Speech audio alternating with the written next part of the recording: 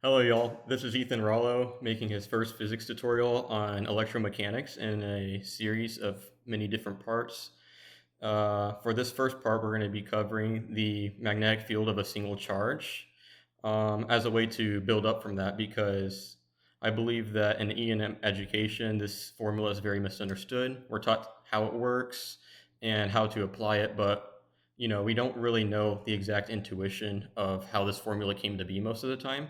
So I'm here to kind of bridge that gap for you guys to give you all more intuitive understanding of these physics principles. And let's get started on it. Imagine we have an arbitrary charged particle at the center of the sphere, represented by this red dot on my cursor, conveniently placed on the origin.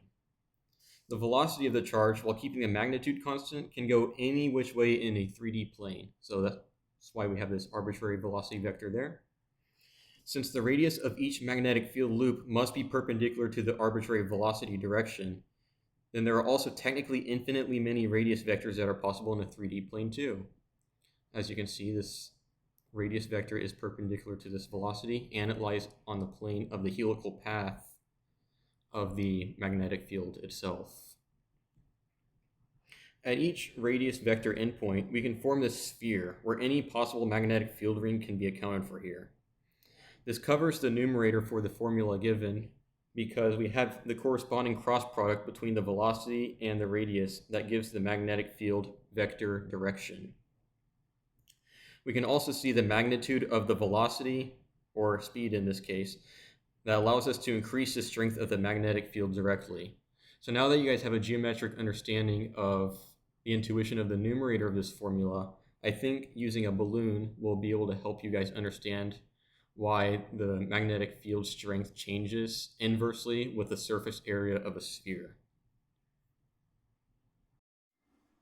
Okay, so we're back to the balloon demonstration, and I'm actually going to show you guys the right-hand rule before I show you guys why the denominator works the way it does. So as you can kind of see on this blue arrow right here, the velocity is going to be pointing towards the screen. We're going to assume that the radius vector is this way, so my fingers are going to be out this way, and it's going to look like that before I move and generate the magnetic field line. But the magnetic field line looks like this, and keep in mind that it's actually very dark right here, so we'll need to use that information later.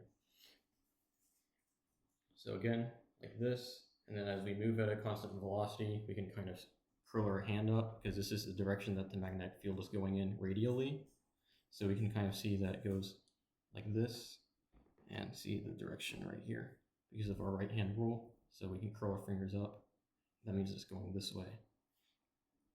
And as for the reason why the denominator works the way it does, this is where the darkness or intensity of the black line comes in. So let me inflate this and increase the surface area of our sphere.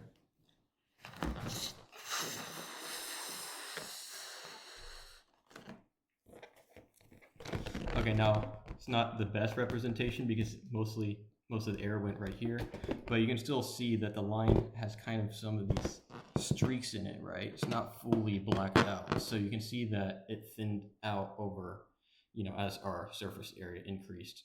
So you can kind of think this as akin to, photon intensity, like so the particular concentration for a surface area, that kind of shows, the intensity of it. And the magnetic field can be thought of the same way.